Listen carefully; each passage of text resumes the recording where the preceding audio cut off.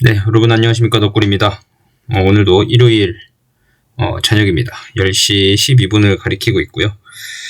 지난 영상에서 맥스페이님 또 한 번의 슈퍼 땡스를 후원해 주셨습니다. 너무너무 감사드리고 다른 분들도 댓글 통해서 연속 시청하셨다는 분, 떡떡이네 분도 계시고요. 그리고 이뮤노 압박 유튜브 김님께서는 이뮤노 5% 상승 중이라고 하셨는데 장 후반에 좀 마감할 때 좀 많이 하락을 했죠. 그래서 1% 정도 하락한 상태로 마감을 했는데 그래도 좋습니다.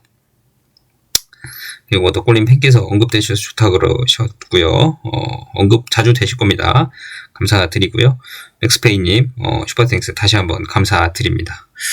오늘 이야기는 어떤 내용을 해보려고 하냐면 내일 과연 로이반트의 내일 그쵸? 내일이죠.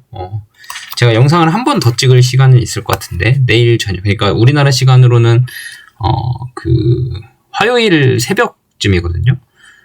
화요일 아침 정도 되려나요? 아무튼 월요일에서 넘어가는 화요일 새벽쯤에서 이제 로이반트 인베스터 데이가 시작을 하게 될 텐데 그때 과연 무슨 얘기가 나올지 정도와 그다음에 다른 얘기 몇 가지 좀 더 해보도록 하겠습니다. 과연 로이반트, JP모건 헬스케어 컨퍼런스에서 언급될 내용은? 이라는 제목으로 한번 영상을 시작을 해보도록 하겠습니다.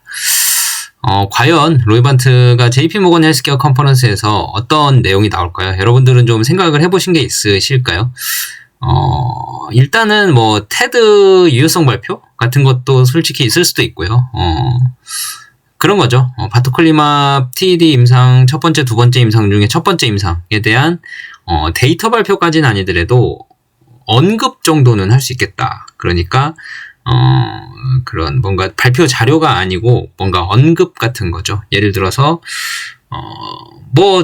잘 되고 있다 라든지 아니면 유효성을 얻었다 이렇게까지 표현을 안 하더라도 우리가 원하는 결과를 얻었다 라든지 아니면 만족한다 이런 느낌으로 만약에 그런 멘트가 있다면 첫 번째 임상 TED 데이터가 좀 잘 나왔다라고 좀 생각이 들 것 같고, 분명히 이 JP모건 헬스케어 컨퍼런스에서 만약에 그런 언급이 없다면 질문이라도 나올 것 같습니다. 그리고 로이반트, 이뮤노반트 입장에서도 지금 첫 번째 임상 데이터에 대한 유효성 결과가 사실 언제 발표가 될지 지금은 모르지만 한올도 같이 얽혀 있다고 제가 말씀을 드렸잖아요. 그러니까 한올하고 이뮤노반트하고 사실 그런 건 있을 거예요. 그 보도자료 자체를 지금 그 임상 자체의 컨트롤을 이뮤노반트가 하고 있기 때문에 보도자료 자체를 한올이 먼저 뿌릴 수는 없을 겁니다. 그러면 조금 계약적으로 좀 위반이 될 수 있는 상황이 있을 수도 있고, 파트너사인 한올이 먼저 뿌려버리면 이제 이뮤노반트가 전략적인 선택권에 대한 권한들이 다 있는데, 임상을 진행하고 있는 회사인데 한올이 먼저 초치면 안 되는 상황인 것 같고요. 일단 로이반트에서 뭔가 그런 이뮤노반트에서 뭔가 그런 공지나 아니면 데이터 같은 것들이 아니면 유효성을 얻었다 정도는 미리 좀 공지가 나오거나 아니면 보도자료 느낌으로도 좀 나올 수도 있고요. 내일 일단 그 발표하기 전에 공지든 뉴스든 올라오긴 올라올 것 같긴 해요. 발표 자료가 올라오든 공지 그 뉴스 보도 자료로 올라오든 올라올 것 같긴 한데 그때 한번 봐야 될 것 같습니다. 그때 한번 봐야 될 것 같고, 만약에 그때 안 나온다면 발표 자료든 공지에든 거기든 안 나온다면 첫 번째로 생각해 볼 수 있는 건 바토클리맙을 진짜로 반환을 하려고 하는구나 라는 걸 조금 유추해 볼 수 있을 것 같아요. 지금 중요도 자체가 지금 아이메로 프로바트로 넘어가 있잖아요. 그리고 바토클리맙 TED에 대한 데이터 결과 발표는 세부 데이터 결과 발표는 내년 상반기에 하겠다. 두 번째 임상까지 통합해서 하겠다라고 했고, 그렇기 때문에 세부적인 프리젠테이션 자료에 바토클리맙이 포함될 리는 없을 것 같고요. 아니면 이럴 수도 있어요. 그 아제넥스의 약이 그렇게 임상에 대한 실패를 하고 나서 이뮤노반트의 경쟁사가 이제 하나 사라져버린 거기 때문에 이뮤노반트 경쟁사가 사라졌다면 경쟁의 의미가 그렇게 크지 않고, 그리고 유효성이 좋은 데이터라면 사실 그럴 수는 있죠. 데이터 발표를 늦게 하려고 했으나 경쟁사가 실패를 했기 때문에 우리는 유효성이 좋아서 우리 건 발표하겠다라고 말을 바꿀 수도 있는 거고요. 그건 아무도 모르는 겁니다.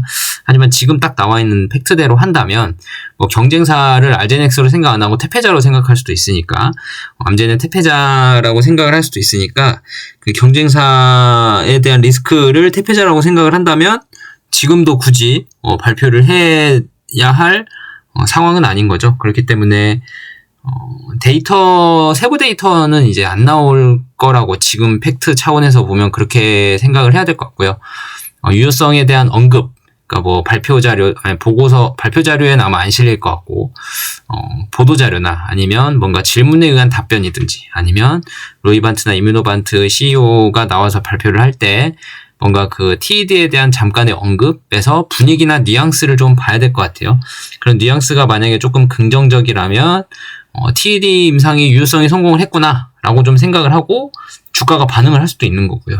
지금 바토클리맙에 대한 프리미엄은 많이 빠져 있다고 제가 말씀을 드렸잖아요. 근데 만약에 이게 성공을 한다면 이제 반응을 할 수도 있는 거고, 물론 그 뒤에 내용은 들어봐야겠지만 상업화를 하냐 안 하냐는 어차피 내년 상반기까지 그 두 번째 임상 결과가 다 나와봐야 상업화를 할 건지 말 건지를 판단을 하는 거기 때문에 사실 로이반트나 이뮤노반트 입장에서는 이제는 테드에 대한 그 출시 일이 그렇게 중요해지지 않았습니다. 아제넥스 때문에 먼저 자리를 잡아야 된다라는 생각으로 결과가 나온다면 상업화를 하겠다라는 타이밍이 되게 중요했는데, 아제넥스 TED가 실패를 하면서 이제 FCR 엔저이즈에서 테드는 이뮤노반트, 로이반트만이 가져갈 수 있는 질환으로 돼버렸고요. 그래서 상업화 시즌을 결정을 하기에는 퍼스트 인 클래스 언제든 나온다면 퍼스트 인 클래스로 나올 수 있는 상황이기 때문에 그렇게 급박하게 할 필요는 없을 것 같긴 합니다. 하지만 태페자나 태페자뿐만이 아니라 벨리그로투라고 하는 약물도 비리디안 테라피틱스에 있죠. 그렇기 때문에 그런 경쟁사들의 환자들을 뺏기기 전에 좀 미리 선점을 해야 되는 차원도 있기 때문에 그렇게 늦게만 나올 수는 없을 겁니다. 그리고 바토클리맙 TED 같은 경우는 지금 임상이 성공이라고는 보여는 지는데 반응률이 중요하다고 말씀을 드렸죠. 그리고 로이반트 CEO가 과연 이번에 어떻게 언급을 할지, 좀 만약에 이제 긍정적으로 언급을 한다면 다시 말씀드리지만 주가가 좀 반응이 있을 수 있고요. 만약에 조금 부정적으로 예를 들어서 아직은 잘 모르겠다나 아니면 어렵다는 부정적인 표현을 완강하게 하거나 그렇다면 조금 이제 어려울 수도 있고, 그러면 좀 주가가 떨어지더라도 하락폭은 제한적일 거다라고 저는 좀 예상을 하고 있고, 그런 언급되는 내용들의 분위기를 좀 봐야 될 것 같아요. 어찌됐든 안 할 수는 없을 것 같고 할 것 같은데, 그리고 한올과의 공시 내용에 관한 얽힌 관계들도 있어서 아마 나오긴 할 것 같긴 합니다만, 데이터가 만약에 확보가 안 돼 있는 상태라면 말도 못 하겠죠. 그럴 때는 이제 첫 번째 임상 데이터도 확보 안 돼 있다라는 식으로 말이 나온다면 그러면 데이터 확보가 아직 안 됐구나라고 생각을 하면 됩니다. 일단은 이뮤노반트나 로이반트는 아마 임상이 성공적인 데이터를 갖고 있다면 바토클리맙을 아마 그 이미지, 바토클리맙에 대한 이미지를 띄우게 될 거예요. 그러니까 상당히 긍정적으로 얘기를 할 수밖에 없습니다. 왜냐하면 자기들이 상업화를 안 하더라도 바토클리맙이라는 약물이 우리가 안 좋아서 버리는 게 아니고 좋은데 우리는 더 좋은 아이메로프로바트가 있기 때문에 어쩔 수 없이 권리를 반환하는 거야, 이런 느낌으로 가야 되거든요. 그래야 임상 성공했어 우리 한올, 너네도 우리 임상 돈 많이 썼으니까 너네 나중에 약 출시되면 우리한테 로열티도 좀 얼마 줘 라고 할 수도 있는 거고요. 근데 만약에 바토클리맙 우리가 버리는 약이다 라는 생각으로 정말 안 좋은 약이다 라는 이미지로 이제 버리게 된다면 아이메로프로바트도 똑같이 타격을 입을 수 있는 거기 때문에 절대 바토클리맙을 나쁘게 얘기하면서 버리진 않을 거예요. 상당히 좋게 얘기하려고 노력하면서 한올에게 반환을 하려고 해도 반환을 할 겁니다. 반환은 거의 기정사실화라고 좀 보려고 노력을 하고 있고요. 저도 이뮤노반트나 로이반트가 상업화를 거기다가 할 만한 돈을 쏟아부을 리가 전혀 없기 때문에 바토클리맙은 반환을 할 거다. 하지만 바토클리맙에 대한 이미지는 상당히 좋게 생각을 해놓고 반환을 하더라도 그렇게 반환을 할 거다. 분위기를 띄워놓고 반환을 할 거고, 그 기대감을 이어서 아이메로프로바트로 가져가게 될 거다라는 생각을 좀 해보게 됐습니다. 그리고 만약에 한올이 그렇게 가져온다면 반환을 받아서 가져온다면 뭐 과거에도 말씀드렸지만 대형 제약사든 어디든 당연히 기술 수출할 수 있고 일본에도 제약 라이센스 아웃을 할 수가 있고 그러고 나서 이제 나중에 이제 매출이 일어나고 로열티가 나온다면 그거를 토대로 이뮤노반트나 로이반트에게 조금의 일정의 로열티를 조금 떼어주는 식으로 갈 것 같고요. 이렇게 가는 게 좋은 게 한올 바이오파마가 가지고 있는 바토클리맙의 신약 가치 이 약의 가치를 무너뜨리지 않고 가져올 수 있는 방법 중에 하나거든요. 그러니까 로이반트나 이뮤노반트에서 우리 약 이거 좋은데 아이메로프로바트로 밀기 때문에 어쩔 수 없이 반환하는 거야 라는 이미지로 가고 한올은 그러면 우리가 상업화 잘 해서 너희한테 페이백을 할게요 라는 식으로 계약을 다른 데에 따는 다음에 나중에 이제 다른 데에서 로열티가 들어오면 갖다 주는.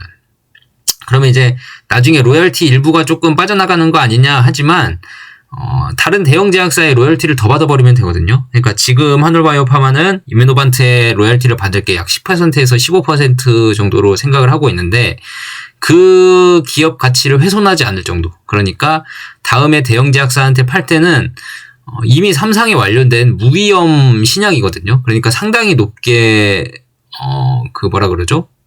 그 비용을 받을 수 있고, 그러니까 상당히 높게 수익화를 할 수 있는 약물이고, 그리고 바토클리맙이라는 그런 어떻게 보면 프랜차이즈잖아요. 그러니까 뭐 여기저기 많이 쓸 수 있는 MG도 지금 3상을 성공을 해놨고, MG든 뭐 테드든 아니면 뭔가 그 다른 쇼그렌이든 루푸스든 어디든 개발을 할 수 있는 상황이기 때문에 다른 대형 제약사한테 팔 때도 바토클리맙이라는 이 프랜차이즈 자체를 파는 거기 때문에 상당히 좋은 그런 프리미엄. 그러니까 테드 자체만으로는 3상이 통과한, 그리고 MG 자체만으로도 3상이 통과한 약물로서 충분히 가치가 있는 무위험 리스크로 이제 수익화가 가능한 약물인데 플러스 임상 개발까지 해서 덧대는 질환들이 많아지는 그런 상황이거든요.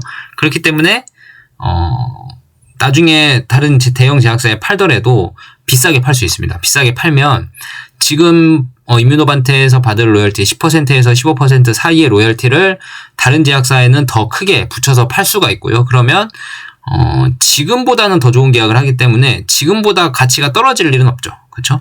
신약 가치가 떨어질 일은 없습니다. 만약에 TED가 성공한다면 말이죠. 그렇기 때문에 지금 뭐 나중에 페이백으로 이뮤노반트나 로이반트한테 준대. 그래서 그럼 한올 나중에 돈을 더 못 버는 거 아니야? 그건 아닙니다. 훨씬 더 큰 계약을 할 거기 때문에 돈을 더 못 벌진 않아요. 더 벌었으면 더 벌었지 더 못 벌진 않습니다. 그렇기 때문에 여러분들 오해를 하시면 안 되고, 그런 페이백 계약이 나오더라도 야 나중에 돈 떼주면 우리 기업 가치 훼손되는 게 아니야? 이게 아니고 비싸게 팔아서 남은 돈 주면 됩니다. 남은 돈 주면 돼요. 그렇기 때문에 전혀 무리될 게 없다라는 거 좀 생각을 하시면 좋을 것 같아요.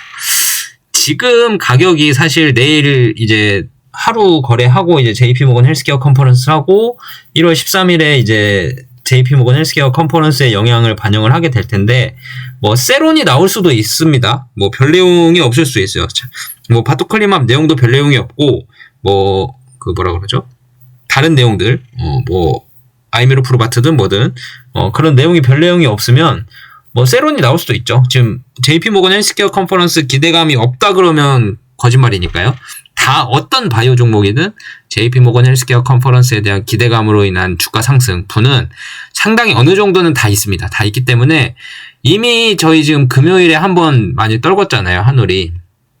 그 이유가 이제 수급적으로 좀 빠진 건데, 그게 이제 JP모건 헬스케어 컨퍼런스에 대한 거품이 조금 빠진 거 아니냐라는 시각들도 좀 있는데, 그건 이제 장이 끝나보고 컨퍼런스가 끝나봐야 될 것 같고요. 근데 오히려 좋은 거는 한번 빠졌기 때문에 기대감으로만 계속 올라가 있으면 좀 그게 부담스러운 물량들이 있을 텐데, 한번 금요일에 빠져줬기 때문에 그런 뭔가 기대감으로 들어왔던 단타들이나 아니면 뭔가 다른 매수세들은 조금 거품이 조금 빠졌을 수는 있겠다라는 생각을 좀 해보고, 만약에 JP모건 헬스케어 컨퍼런스가 끝나도 이게 세론이 안 나올 수도 있는 게 분명히 나올 수도 있습니다. 거래량이 많이 유동성이 좀 그러니까 그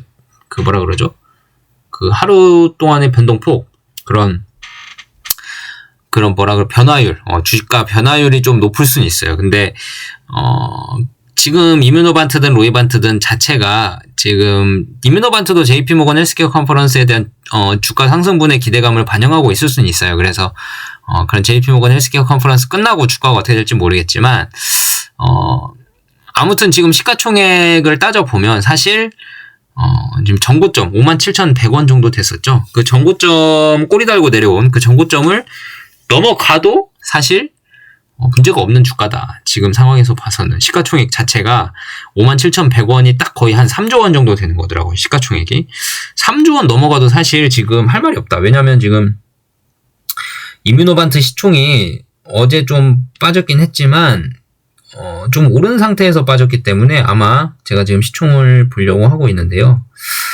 지금 시총이 7조 6,800억. 7조 6,800억의 시총입니다. 그러니까 3조 넘어가는 거는 사실 그래도 싸죠. 그렇죠? 3조 넘어가도 그때 넘어가고 나서도 아직 한 10% 정도의 더 수익 그 상단이 열려 있을 정도로 한 6만 원 이상이 가야 이제 3조 3천억 원 정도 되는 건데 그 정도 가도 할 말이 없을 정도의 지금 상황입니다. 그렇기 때문에 세론이 나오더라도 사실 가격이 떨어지면 뭐 단기 수급으로 인한 가격 하락은 저희가 어쩔 수 없잖아요. 근데 장기적인 기업 가치로 보면 지금 이뮤노반트의 시총도 시총의 적정 가치 반절 정도의 시총을 못 따라가고 있기 때문에 세론이 나오더라도 마음 편히 맞으셔도 된다. 예. 하지만 그거를 피하려고 세론 피하려고 나중에 세론 나오면 사야지라고 생각하면 이게 좀 기회를 또 놓칠 수 있죠. 1월 12일 저녁 1월 13일로 넘어가는 그 새벽에 과연 이뮤노반트와 로이반트의 그 JP모건 헬스케어 컨퍼런스에서 어떤 얘기가 나올지 그런 기대감이 높은 얘기가 나와준다면 이제 그때부터는 주식 가격을 상당히 높게 반영을 할 거기 때문에 어려울 수 있고요. 다시 들어오기 어려울 수 있어서 제 생각에는 좀 사놓고 기다리자라는 주의라서 물론 투자 판단은 여러분들이 하셔야겠지만 저는 그렇습니다. 그래서 저는 만약에 세론이 나와서 때려 맞더라도 충분히 맞을 각오가 되어 있다. 4만원 중반까지 내려오더라도 그러면 또 나중에 월급 들어오면 또 사지 뭐 한두 주라도 더 사지 뭐 하는 생각으로 모아가면 된다라고 좀 생각을 하고 있고요. 일단은 57,100원 전고점을 뚫어도 크게 문제가 없는 시가총액이다라고 생각을 하고 JP모건 헬스케어 컨퍼런스라는 곳에서 사실 그 잭팟 정보 그러니까 뭔가 내가 꽁꽁 숨겨왔다가 이때 발표해야지라고 빵 터트리는 그런 데이터들 같은 거를 공유하는 자리는 아니거든요. 사실 JP모건 헬스케어 컨퍼런스가 우리는 이런 회사고요. 우리 가치 이렇게 높아질 수 있어요. 그러니까 홍보하는 자리. 홍보하는 자리인데 여기 학회나 아니면 뭐 어떤 불특정한 어떤 그런 뭔가 그 실적 발표일이나 뭐 이런 회사 특유의 그런 이벤트 데이가 있어서 발표하는 거면 그런 데이터들 위주로 주로 뭐 이런저런 좋은 데이터가 있었다라는 걸 발표하는 건 그런 자리에서는 발표가 가능한데 사실 JP모건 헬스케어 컨퍼런스에서는 뭔가 이 잭팟이다 아니면 뭐 이런 데이터가 뜻밖의 나왔다라는 뭔가를 발표하기에는 사실 뭐 그런 무대는 아니라고 저는 알고 있습니다. 뭐 발표를 할 수도 있지만 아마 그 전에 다 나왔던 내용들 중에 뭐 추가적인 부연 설명이라든지 아니면 추가적인 데이터 뭐 이 정도의 느낌인 거지 거기서 뭔가 꽁꽁 숨겨왔던 나의 이 전략적인 판단을 난 JP모건 헬스케어 컨퍼런스에서 터뜨리겠어. 이런 자리는 아닌 것 같아요. 그래서 뭔가 홍보하는 자리다. 그래서 JP모건 헬스케어 컨퍼런스에서 로이반트도 이뮤노반트에 대한 기업 가치를 얘기를 할 텐데 지금까지 나왔던 얘기들을 좀 정리하는 식으로 얘기를 할 거고요. TED 같은 경우는 이제 데이터 발표는 상반기에 하겠다라고 했기 때문에 지금 당장의 데이터 발표는 안 할 거고 뭔가 그 긍정적인 멘트들 아니면 테드 우리가 생각한 대로 잘 나와줬다라는 말을 한다거나 뭐 그런 식으로만 나와주더라도 주가는 이제 상당 부분 테드 잘 됐네 라고 하고 반영을 할 겁니다. 그리고 로이반트는 다시 한번 말씀드리지만 그 바토클리맙의 가치를 깎아내릴 수가 없다. 네. 한올이 다른데 팔면 우리의 경쟁사가 되기 때문에 바토클리맙을 깎아내린다? 이건 너무 1차원적인 생각입니다. 바토클리맙이라는 약물이 아이메로프로바트의 뿌리예요. 뿌리인데 이거를 깎아내리면 이제 뿌리가 썩은 거죠. 그죠? 그럼 아이메로프로바트 우리 거 약도 썩었어 라는 말이랑 똑같아요. 그래서 바토클리맙을 띄웠으면 띄웠지 깎아내리고 반환시키진 않을 거다 라는 거 잘 생각해 주시고 그리고 지금 한올과의 반환 절차가 어떻게 진행이 되어가고 있는지는 모르겠지만 서로 윈윈인 전략을 잘 찾고 있을 거라고 저는 생각을 해요. 왜냐면 아이메로 프루바트도 앞으로 꾸준히 들고 가야 되고 한올과의 파트너십 관계 유지를 잘 해야 됩니다. 왜냐면 이뮤노반트 입장에서도 지금 로이반트도 많은 돈을 이뮤노반트에 쏟아부었고 많은 기대감을 실어주고 있고 특히 그레이브스병 같은 경우는 시장 가치가 워낙 크기 때문에 상당히 집중을 하고 있는 자산이란 말이에요. 로이반트라는 사업 구조 자체가 이뮤노반트의 약물을 잘 개발을 해서 기업 가치를 높여놓은 다음에 비싸게 팔아서 수익을 얻는 그런 사업 구조를 로이반트가 가지고 있는데 이뮤노반트의 약물의 가치를 막 올리고 있는 상황에서 만약에 한올과 뭔가 사이가 삐뚤어져서 이뮤노반트의 기업 가치에 영향을 미칠 수 있는 부정적인 이야기들이 막 시장에 흘러나온다면 로이반트에는 상당히 타격이고요. 이뮤노반트의 시가총액이 올라줘야 로이반트는 그 수익화를 잘할 수 있고 높게 수익화를 할 수가 있는데 그런저런 이런 불확실한 상황이 섞여서 이뮤노반트의 기업 가치가 깎인다거나 이미지에 훼손이 된다거나 아니면 혹여나 아이메로 프로바트에 뭔가 그 파트너십 간에 문제가 생기면 상당히 시장에 안 좋은 영향을 미칠 수 있습니다. 그리고 지금 한창 그레이브스병이 내년부터 나오기 때문에 올해는 주가를 많이 올려놔야 되는 상황일 거란 말이죠. 물론 데이터가 받쳐줘야 되지만 이뮤노반트가 아무리 긍정적인 얘기를 시장에 흘리고 막 하더라도 데이터가 안 나와주면 사실 할 말이 없잖아요. 그렇죠? 데이터에 기반한 주가 상승 부양을 지금 노리고 있을 텐데 이런 상황에서 한올과의 파트너십이 어긋나거나 무너지면 이뮤노반트 입장에서 상당한 타격이고요. 로이반트의 사업 구조 자체가 타격일 수가 있습니다. 그렇기 때문에 상당히 서로 윈윈인 관계에서 마무리는 잘 될 거다. 저는 마무리 걱정은 솔직히 잘 안 하거든요. 왜냐하면 서로의 이해관계가 잘 맞아 떨어지는 상황이에요. 지금. 그러니까 로이반트나 이뮤노반트는 바토클리맙을 반환하는 건 아쉽지만 그만한 돈을 회수하면 되는 상황이고요. 한올은 바토클리맙을 반환받으면 되고 그거를 수익화를 잘 하면 되는 상황이거든요. 그러니까 반환에 대한 이슈로 뭔가 둘의 이해관계가 안 맞아 떨어지진 않아요. 뭔가 이해관계가 틀어지거나 그렇진 않습니다. 그렇기 때문에 둘의 뭐 협업이 어떻게 되고 나중에 계약이 어떻게 되고 그럴 수는 있어요. 나중에 이제 우리 바토클리맙 임상하느라 힘들었으니까 아이메로 프루바트 가치를 좀 로열티를 싸게 해줘라고는 할 수는 있는데 그런 계약은 한올이 사실 그러지 말고 우리 바토클리맙 팔면 우리 거 로열티를 대신 좀 줄게. 우리가 비싸게 팔아서 남는 로열티 눈에 줄게 라고 할 수도 있는 거거든요. 그러니까 이런 부분들에서 이해관계가 그러면 이뮤노반트도 오케이 우린 돈만 받아오면 돼. 이 상황이기 때문에 서로의 이해관계가 잘 맞아 떨어지는 상황이라서 뭐 결론이 안 좋게 날 수는 없을 것 같습니다. 예. 그래서 결론은 서로 윈윈인 상황이고 로이반트도 바토클리맙을 가치를 띄워서 나중에 다른 데 비싸게 팔아서 로열티를 회수하면은 땡큐인 거고요. 한올도 이뮤노반트가 바토클리맙 가치를 띄워줘서 반환을 받아서 다른 데 비싸게 팔면 땡큐인 거고요.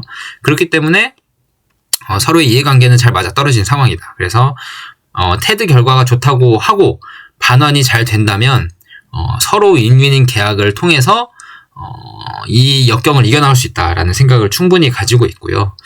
일단 한올이 중국과의 그런 중재 절차, 바토클리맙의 사업권, 아이메로 프로바트는 지금 한올이 들고 있는데 중국 사업권을 바토클리맙은 중국의 하버바이오메드에 넘겼단 말이에요. 근데 하버바이오메드가 임상을 열심히 안 하는 바람에 한올이 너네 임상 왜 안 해? 열심히 좀 해봐. 너네 어떻게 진행하고 있어? 물어봤더니 하버바이오메드가 우리 무응답 대답 안 했단 말이에요. 그러니까 한올이 너네 왜 대답이 없어? 오케이 중재소 가자 하고 판권 내놔 하고 중재소에 지금 걸어놨잖아요. 그런 상황 정도는 안 될 겁니다. 왜냐하면 중국은 이제 하버바이오메드가 바토클리맙 하나만 가져갔기 때문에 뭔가 하버가 바토클리맙에서 시장성을 잃는다 생각하면 더 이상의 한올과의 파트너십은 없잖아요. 그렇기 때문에 배째 할 수도 있고 그렇다 그러면 한올 입장에서는 우리 약국 가져가가지고 개발도 안 하고 임상도 안 하고 배째라 하고 있고 내놔 그럴 거면 할 수 있는 거잖아요. 그렇죠? 그렇게 실행으로 옮기기도 했고 중재 절차를 지금 밟고 있고 그렇기 때문에 중국과의 상황과 미국과의 상황은 너무 다릅니다. 아이메로 프로바트를 미국에서는 로이반트가 유럽권과 북미권을 가지고 있기 때문에 상당히 협업 관계를 틀어질 수가 없는 상황이다.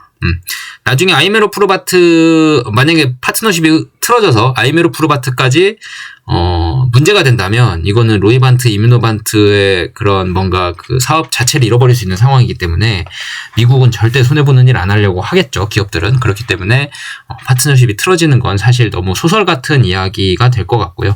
만약에 정말 합의가 안 돼서 예를 들어서 한올은 이렇게 A라는 주장을 하고 로이반트는 B라는 주장을 하는데 서로 A와 A라는 주장을 하고 로이반트는 C라는 주장을 한다고 하죠. A와 C 사이에 B가 뭔가 이런 중립적인 계약이 완성이 돼서 잘 협업 관계가 되면 좋은데 만약에 A도 강하고 C도 강해서 B라는 협업을 못 만든다면 그때는 이제 바토클리맙에 대한 뭔가 그런 분쟁이 좀 더 공론화 될 수도 있겠죠. 근데 제 생각은 그렇게까지는 안 가지 않을까라고 생각을 낙관적으로 좀 하고 있습니다.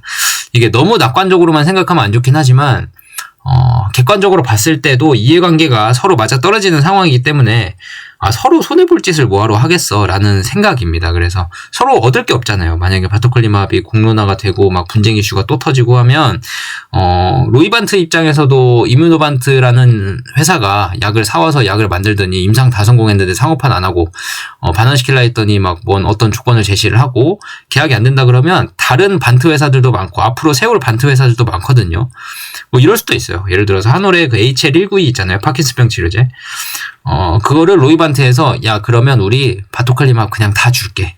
근데 너네 거 HL192 그거 약 좋더만 그거 우리가 임상하게끔 나중에 우선 계약권 아니면 좀 싸게 넘겨줘. 판권 좀 싸게 넘겨줘 라는 식으로 뭔가 다른 파이프라인을 확보하기 위한 뭔가 계약의 조건을 내세울 수도 있고 뭐 이거는 좀 뭐 가능성이 많지는 않지만 아무튼 그런 상황이 생길 수도 있습니다. 만약에 이런 상황이 생긴다면 이뮤노반트나 한올바이오파마 입장에서 좀 땡큐인 게 이걸 누가 사갈까 어디다 팔지? 라고 생각을 하고 있을 수도 있고 아니면 누군가 컨택을 하고 있었어도 기업 가치를 도대체 얼마나 팔아야 되고 아니면은 뭔가 파트너십을 더 공고히 해야 되는 회사가 하나 더 생기는 것보단 지금의 신뢰관계를 꾸준히 유지하면서 다음 파이프라인까지 넘기는 상황이 좀 더 안정적으로 파이프라인을 넘기고 그리고 로이반트나 이뮤노반트 임상에 대한 그런 역량 그런 바이오테크 회사로서 지금 꾸준히 쌓아가고 있는 이미지 이런 것들을 봤을 때 이 사람들이 임상 잘하고 상업 뭔가 성공 잘할 것 같아 라는 생각으로 같이 뭔가 더 파트너십을 공고히 할 수 있는 그런 계약도 나올 수 있거든요. 그러면 물론 시장엔 호재죠. 지금 그 HL192가 임상 1상은 끝나고 2상을 준비를 하고 있는데 그런 계약이라도 나와준다면 좀 더 호재죠. 그 약물에 대한 그런 뭔가 그 기전에 대한 뭔가 그 확률, 성공 확률을 그 로이반트에서 높게 본 거기 때문에 상당히 좋은 결과가 나올 수도 있습니다. 그래서 JP모건 헬스케어 컨퍼런스에서는 그렇게 큰 얘기가 많이 오가진 않을 거고 대부분의 얘기는 아이메로프루바트 얘기일 거고요. 그다음에 뭐라 그러죠? 지금까지의 데이터 정리 정도는 될 것 같고 바토클리맙에 대한 언급이 있다면 그런 언급 자체에서 뭐라 그러죠? 긍정적인 얘기가 나오는지, 부정적인 얘기가 나오는지, 같은 그런 뉘앙스들을 좀 봐야 될 것 같고요. 진짜 데이터는 이제 상반기에 공개한다고 했기 때문에 나중에 공개가 될 겁니다. 그렇기 때문에 그거는 좀 봐야 될 것 같고요. 그래서 일단은 조금 기다려 보려고 합니다. 제가 지금 예상을 한다 그래서 예상한 대로 절대 안 나올 거고, 제가 지금 수많은 가지수를 말씀을 드렸지만, 지금까지 나온 가지수 외에 다른 가지수가 분명 나올 겁니다. 제가 지금까지 로이반트나 이뮤노반트, 한올바이오팜을 열심히 공부하고, 팔로우업을 하고 있지만, 제 예상대로 갔던 적이 많이 없어요. 사실. 그건 사실입니다. 제 예상대로 어떻게 다 가겠어요, 그게. 이건 이렇게 될 겁니다. 저건 저렇게 될 겁니다. 데이터 이렇게 나왔으니까 이렇게 될 겁니다. 라고 하는 게 맞출 수가 없는 상황이에요. 제가 그 회사에 있는 것도 아니고, 저는 그냥, 한올바이오파마의 주주로서, 회사의 주인으로서 열심히 그 회사가 어떻게 될 건지 공부하고, 팔로우업하고, 로이반트와의 파트너십 관계도 열심히 따라가보고 하는데, 둘 사이의 그런 내부적인 회의 자료나 리스크들 자체를 제가 알 수는 없기 때문에, 사실 맞출 수가 없죠. 맞출 수가 없습니다. 분명히 다른 경우의 수가 또 나올 겁니다. 하지만 그래도, 제가 뭘 하더라도 맞출 수 없다면, 그 불확실성에 파는 것보단 지금까지 잘 해왔고, 앞으로 잘 될 거고, 아이메로프루바트는 더 잘 기대가 되기 때문에, JP모건 헬스케어 컨퍼런스, 이 컨퍼런스 하나 때문에 나의 투자의 심리가 흔들리면 안 되겠다. 그러니까, 꾸준히 잘 잘 모아서 들고 가야겠다라는 생각이고요. 하락 오더라도 때려박겠다. 네, JP모건 헬스케어 컨퍼런스에서 별 얘기가 없더라도 혹시나 바토클리맙에 대한 안 좋은 얘기가 나오더라도 하락 때려맞겠다. 왜? 아이메로 프로바트를 저는 기다리고 있으니까. 만약에 바토클리맙 때문에 때려맞으면 뭐 예를 들어 3만원 또 왔다 쳐봐요. 3만원 또 오면 어떻게 돼요? 저는 매수하겠죠. 그렇죠? 왜냐면 오케이 좋았어. 아이메로 프로바트 기업 가치는 너무 싼데 3만원이면 왜냐면 2027년까지 저는 보고 있기 때문에 2027년 8년까지 보고 있기 때문에 상당히 하락이 된다면 마지막 기회인가 하고 살 수 있는 마음가짐이 되어 있습니다. 그렇기 때문에 제가 뭐 JP모건 헬스케어 컨퍼런스에서 무슨 얘기가 나올 거다, 안 나올 거다, 주가는 올라갈 거다, 떨어질 거다, 세론이 나올 거다, 아니면 뜻밖의 상승이 있을 거다, 뭐 아이메로 프로바트에 대한 기대감이 더 반영될 거다, 아니면 바토클리맙에 대한 불확실성이 해소되는 계기일 수도 있다. 뭐 이런 얘기를 아무리 얘기를 해도 주가는 제가 못 맞춥니다. 그렇기 때문에 저는 꾸준히 사 모았기 때문에 열심히 사 모았기 때문에 기다리겠다라는 전략이고요. 물론 시장에 겸손해야 됩니다. 그래서 제가 맞출 수 없다라는 것 자체가 이제 겸손하게 생각을 하려고 노력을 하고 있는 거고요. 영원하게 올라가는 주가도 없습니다. 항상 겸손해야 되고 영원한 건 없습니다. 영원한 건 없기 때문에 늘 겸손한 생각을 가지는 게 좋을 것 같고요. 2027년에 조금 기대되는 건 뭐냐면 올해는 조금 힘들 수도 있고 뭐 잘 되면 모르겠지만 물론 이건 아이메로 프로바트의 류마티스 관절염 치료제에 대한 오픈라벨 임상 결과가 어떻게 나오는지에 따라 좀 달라질 수는 있습니다. 만약에 안 좋게 나오면 실현 가능성이 없어지는 것 같고요. 올해 안에는. 좋게 나온다면 올해 안에도 실현 가능성이 있을 수 있는 게 MSCI 지수 편입. 이게 시총이 거의 한 7, 8조 원 이상은 가야 되지 않나요? 10조 원 얘기 말씀하시는 분들도 계시고. 아무튼 이 MSCI 지수 편입 이슈가 조금 나올 수도 있는 게, 류마티스 관절염 치료제에 대한 오픈라벨 임상 결과에 따라서 아이메로 프로바트에 대한 가치 반영이 가파르게 일어나느냐, 아니면 조금 딜레이 돼서 그레이브스병까지 진행이 되느냐, 그레이브스병까지 질질 끌려다니느냐, 뭐 이런 상황이 될 것 같은데, 만약에 류마티스 관절염 치료제 오픈라벨 임상 결과가 안 좋다면, 기대만큼 안 나온다면 MSCI 지수는 이제 2027년경에 기대를 좀 해봐야 될 것 같고요. 2026년에는 어렵겠죠. 근데 2020 만약에 류마티스 관절염 치료제에 대한 오픈라벨 임상 결과가 좋게 나온다면 아이메로 프로바트에 대한 기대감이 훨씬 더 높아질 거고 류마티스 관절염 시장 자체도 불응성 류마티스 관절염으로 언맷 니즈가 상당히 높은 질환이기도 하고 시중에 나와 있는 약들이 안 들기 때문에 마지막 치료제로서 지금 한올바이오파마의 약물 아이메로 프로바트가 투여가 될 수 있는 상황이기 때문에 아이메로 프로바트에 대한 그런 첫 번째 그 성공한 질환으로 류마티스 관절염 치료제가 될 수도 있고 그 뒤에 있는 그레이브스병도 그럼 성공 확률이 높겠네. 류마티스 관절염 투여했더니 안정성도 높네. 그럼 그레이브스병 환자들도 다 투여를 받을 거고 그러면 확률이 더 높겠네라는 생각으로 그레이브스병에 대한 데이터도 미리 땡겨와서 조금 반영을 할 수 있는 그런 상황이 된다면 2026년에도 MSCI 지수 편입이 좀 가능하지 않을까라고 좀 보고 있습니다. 그 말은 지금보다 주가가 약 3배 정도는 더 갈 수도 있다라는 상황이고요. 물론 데이터가 좋게 나와야 됩니다. 이거는 제가 가자 해서 되는 것도 아니고요. 류마티스 관절염 치료제를 데이터를 좀 봐야 된다. 보고 나서는 MSCI 지수 편입이 성공한다면 올해 안에도 가능할 수 있을 것 같고 실패해도 2028년에는 될 것 같습니다. 2028년엔 그레이브스병에 대한 데이터 결과가 나오고 난 다음이기 때문에 그때쯤이면 임상 만약에 성공을 하게 되면 임상 이상만큼 다 나와줄 거라고는 예상 안 하더라도 그 관해 환자가 40% 정도만 지금 이상에서는 50% 나왔거든요. 3상에서 3, 40%만 나와주더라도 그거 상당히 고무적인 거예요. 그것도. 왜냐하면 그레이브스병 환자들에게는 약이 없었으니까요. 예. 그런 약이 없는 70년간 약이 없는 치료제가 나왔기 때문에 상당히 그것도 고무적인 데이터입니다. 그렇기 때문에 MSCI 신규 지수 편입이 올해 안 되더라도 류마티스 관절염 치료제에 대한 데이터가 올해 안 좋아서 안 되더라도 2028년에는 가능하지 않을까. MSCI 지수가 편입이 되면 이제 수급 자체로 워낙 개선이 많이 되겠죠. 그렇죠? 여러분들 아시다시피 그 기대감으로 폭등하는 사례들도 많고요. 언제가 그렇게 될지 모르겠지만 향후 먼 미래에 2, 3년 뒤, 멀지도 않았습니다. 2, 3년 뒤니까 그날이 오겠죠. 그렇죠? 그러니까 건강 관리 잘 하면서 있으면 되겠죠. 그죠? 여러분들도 마찬가지입니다. 아무튼 언젠간 될 겁니다. 그러니까 올해가 되느냐, 빨리 되느냐, 나중에 되느냐의 차이인데 그건 저도 모르기 때문에 또 한번 저는 들고 가는 전략. 저는 어찌됐든 팔지 않고 들고 가겠다라는 전략이고요. 사실 다른 그렇게 따지면 이제 2, 3년 뒤에 나온다. 그럼 한우를 계속 들고 가야 되는데 그런 분들이 계세요. 기회비용은 어쩔 거냐. 2, 3년 동안 우리가 주식을 못 사서 수익 못 내고 수익 날 것도 지금 샀으면 못 내고 2, 3년 동안 여러 가지 종목들이 몇 배씩 하고 하는 종목들이 나올 텐데 그런 기회비용 놓치는 건 어떻게 생각하냐라고 하시는 분들이 계실 수 있는데 제가 어젠가 그젠가도 말씀드리지 않았나요? 오늘 딱 기준으로 앞으로 12월 31일 주가 3배 갈 종목 찾아보세요 라고 하면 여러분들 찾으실 수 있으시겠어요? 찾을 수도 있죠. 찾을 수도 있죠. 지나가 봐야 아는 거지만 찾을 수도 있습니다. 하지만 그 기회비용을 생각해서 다른 걸 매수하고 기다리고 하는 게 사실 가능성이 있는 이야기냔 말이죠.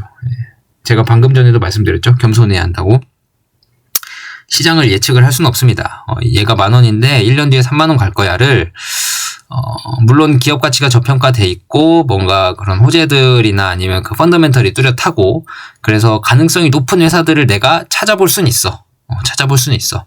하지만 3배 간다고 장담은 못하죠. 시장에서 어떻게 장담을 하겠습니까? 아무튼 그런 기회비용들을 생각해서 2년, 3년 동안 한올바이오파마를 안 팔고 있으면 기회비용이 너무 날아가지 않느냐.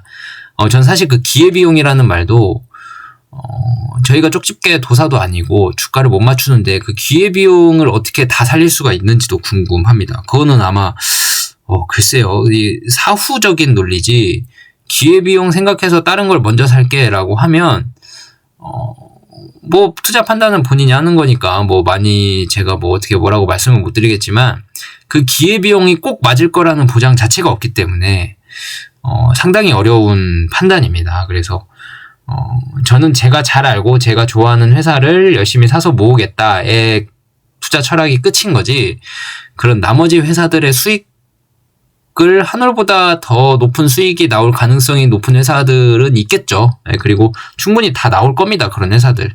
근데 그걸 제가 어떻게 다 때려 맞추고 그 기회비용을 커버까지 하면서 투자를 하겠어요? 그거는 신의 영역인 것 같아서 그건 판단에 따른 거죠. 각자 기회비용이 있어서 난 이게 더 기회비용이 앞으로 2, 3년간 더 좋을 것 같아.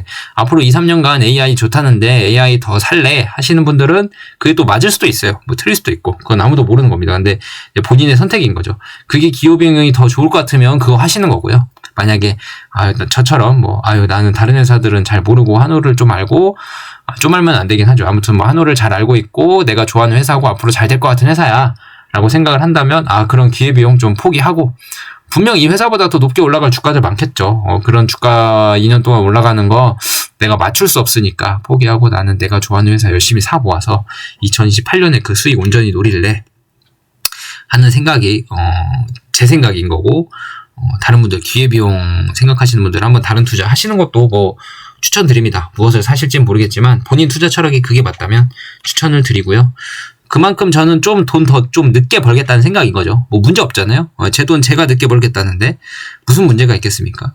저는 천천히 벌면 돼요. 저는 본업 자체가 있기 때문에 본업에서 열심히 일하면서 거기서 월급 잘 만들고요. 그걸로 열심히 아껴서 주식 사고요. 주식 사서 열심히 모아간 다음에 남들 2026년 7년에 벌 거 저는 2028년에 벌겠다라는 마인드입니다. 남들보다 한 1, 2년 좀 더 늦게 돈을 버는 거거든요. 그게 무슨 문제가 될까요? 부자는 빨리 될 수가 없죠. 빨리 되려고 하는 만큼 더 가난해집니다. 부자를 빨리 되고 싶어하는 마음만큼 반비례해서 내 주식은 주식의 평가 금액은 아마 많이 까일 겁니다. 그러니까 저는 좀 천천히 가겠다. 내 인생 내가 사는 거고 내 돈 내가 늦게 벌겠다는데 누가 뭐라 그러냐, 뭐가 문제냐라는 마인드로 그렇게 진행을 해보려고 합니다. 그래서 지금 딱 드는 생각은 JP모건 헬스케어 컨퍼런스가 이제 시작되잖아요. 뭐 세론이 나올 거니 뭐니 뭐 투자 철학이 어떠니 뭐니 다 필요 없고 그냥 아무것도 안 하는 게 좋을 때도 많다. 그냥 가만히 남들 사든 팔든 호가창에 왔다 갔다 하든 말든 아무것도 안 하고 천천히 그냥 가만히 놔두는 게 오히려 약일 때도 많다.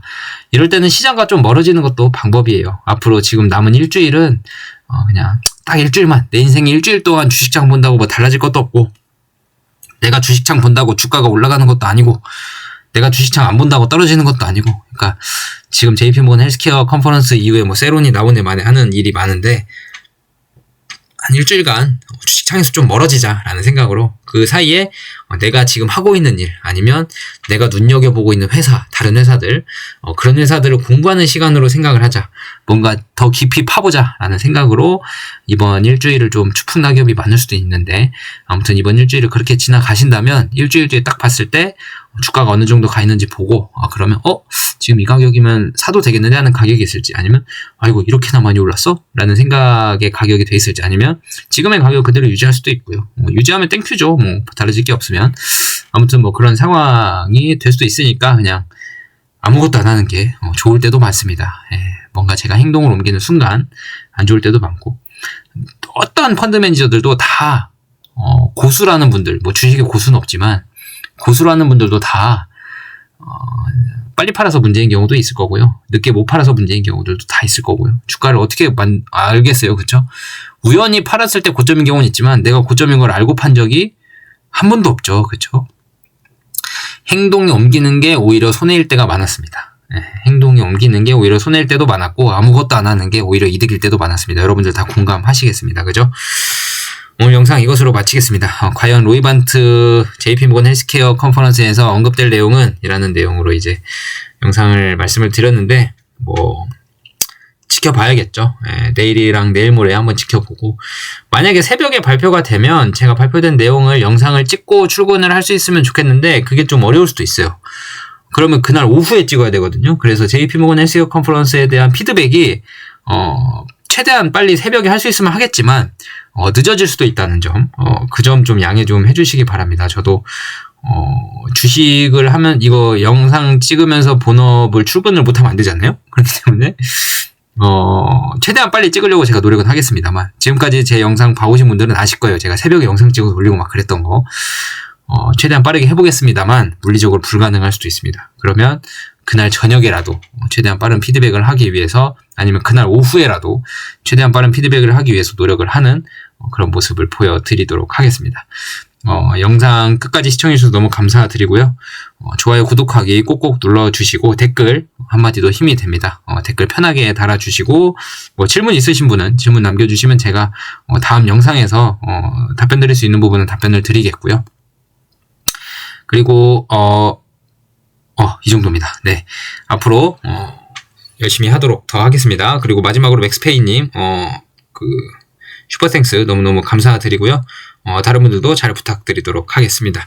네, 감사합니다. 내일 영상에서 다시 뵙겠습니다. 감사합니다.